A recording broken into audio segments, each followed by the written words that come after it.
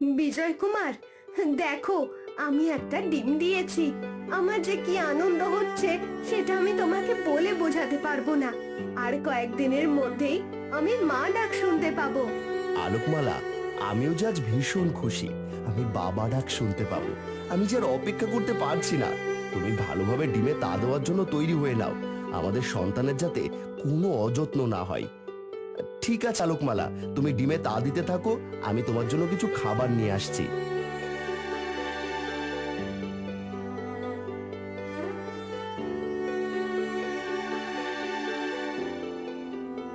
আলোকমালা ডিম দেওয়ায় বিজয় কুমার ভীষণ খুশি হয় আর আলোকমালার অনেক আদর যত্ন করতে থাকে।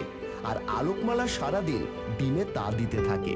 এভাবেই বেশ কিছুদিন কেটে যায় আর আলোকমালার ডিম থেকে সন্তান জন্ম নেওয়ার সময় হয়ে আসে। আর কিছুদিনের মধ্যে আলোকমালার ডিম থেকে একটা কালো কন্যার জন্ম হয়। বিজয় কুমার, দেখো, আমার ডিম থেকে কন্যা সন্তানের জন্ম হয়েছে।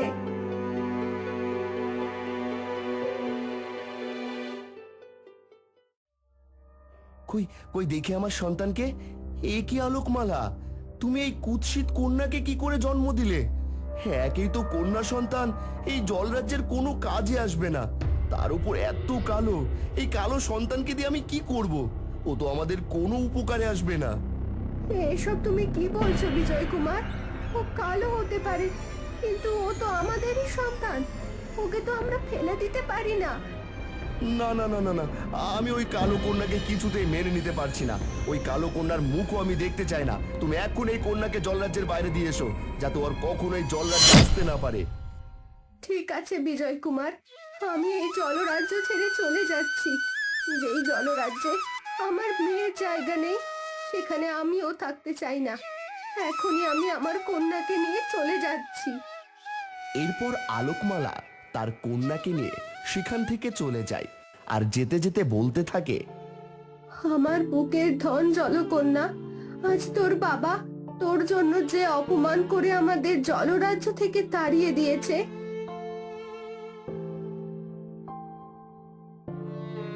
একদিন এমন দিন আসবে যে তোর বাবা সগর্বে তোকে বরণ করবে, ওকে জলরাজ্যে ফিরিয়ে নিয়ে যাবে।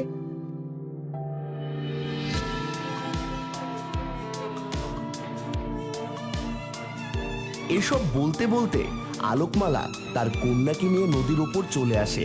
আর আলোকমালা তার কন্যাকে নিয়ে এদিক ওদিক থাকার জন্য একটু জায়গা খুঁজতে থাকে, কিন্তু আলোকমালার থাকার কোনো জায়গা খুঁজে পায় না। কোথাও তো কোনো থাকার জন্য একটু জায়গা পেলাম না। এখন ছোট্ট মেয়েটাকে নিয়ে আমি কোথায় যাব, কিছুই যে বুঝতে পারছি না। সাহায্য করো কেউ আমাকে, একটু সাহায্য করো। এই সময় আবার কে ভাবে কাঁদছে, দেখি তো গিয়ে। নাগিন তার ঘর থেকে একটু বেরিয়ে যায় আর আলোকমালাকে দেখতে পায়। হে কি, এ তো একটা জলরানী। কিন্তু জলরানী এখানে কি করছে? জলরানী, কি হয়েছে তোমার?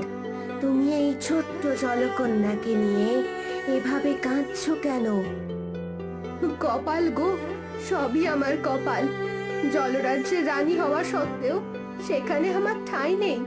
আমি এক কালো কন্যা সন্তানের জন্ম দিয়েছি বলে জলকুমার আমাকে জলরাজ্য থেকে তাড়িয়ে দিয়েছে। আহারে, কি হতভাগী তুমি!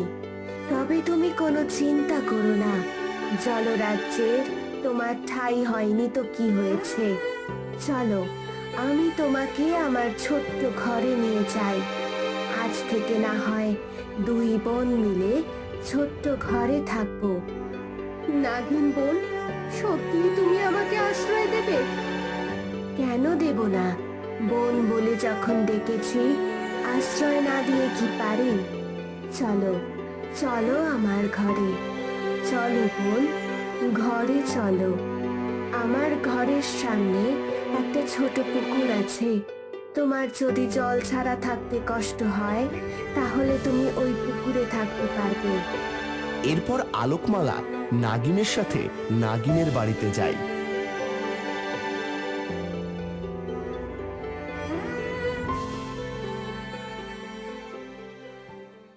এই যে, এটাই আমার ঘর। এখানে থাকতে তোমার কোনো অসুবিধা হবে না তো বোন? না নাগিন বোন, এখানে থাকতে আমার কোনো অসুবিধা হবে না। থাকার মতো যে একটা জায়গা পেয়েছি, আমি তাতেই খুশি। সত্যি তুমি অনেক ভালো।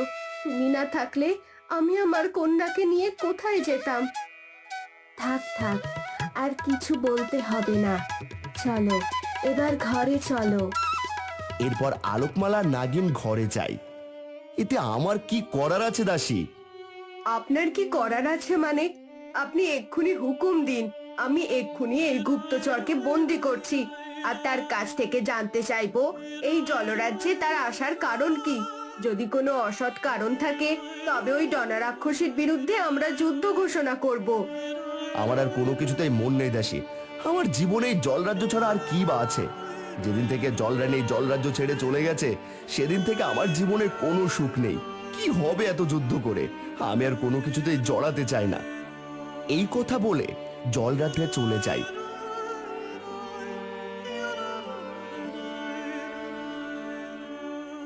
অন্যদিকে ডনা রাক্ষসী মনে মনে বলতে থাকে,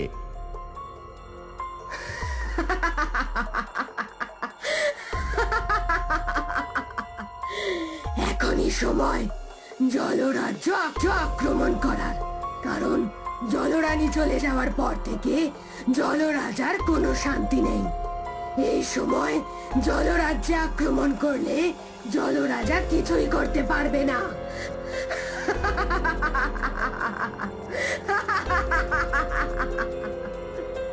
এরপর ডনা রাক্ষসী জলরাজ্যে আসে।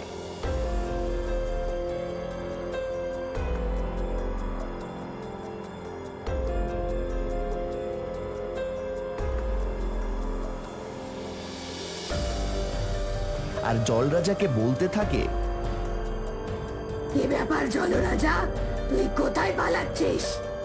এ কি রাক্ষসী, তুই এখানে কেন এসেছিস? তোর কি প্রাণের ভয় নেই নাকি? জলরাজ্যে এমন কে আছে যে ডনা রাক্ষসীর সাথে লড়বে? আমি লড়বো তোর সাথে। তুই লড়বি আমার সাথে?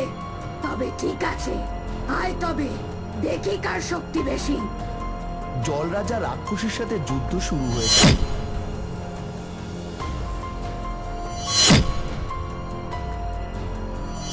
আর যুদ্ধের এক পর্যায়ে জলরাজা হাঁপিয়ে ওঠে আর ডনা রাক্ষসী জলরাজার শরীরে আঘাত করে।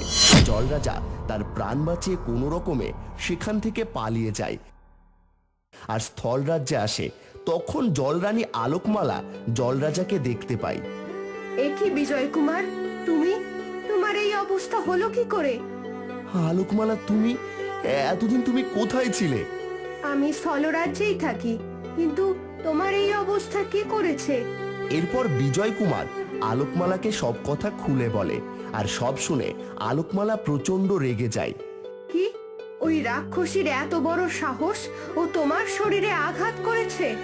বিজয় কুমার, তুমি আমার সাথে এসো, আমি তোমাকে একটা জায়গায় নিয়ে যাই।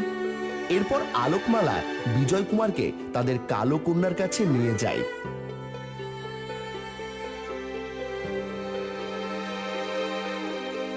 বিজয় কুমার, দেখো আমাদের কন্যা কত বড় হয়ে গেছে।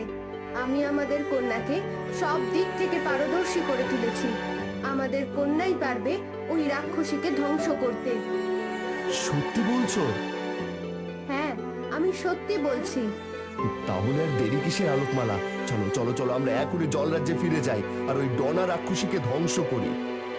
এরপর আলোকমালা নাগিনকে বিদায় জানিয়ে তার কন্যাকে নিয়ে জলরাজ্যে ফিরে আসে আর আলোকমালার কন্যা ডনা রাক্ষসীর সাথে যুদ্ধ করে এবং ডনা রাক্ষসীকে যুদ্ধে পরাস্ত করে। আর বিজয় কুমার তার ভুল বুঝতে পেরে কালো কন্যাকে বুকে তুলে নেয় এবং তারা সুখে শান্তিতে দিন কাটাতে থাকে।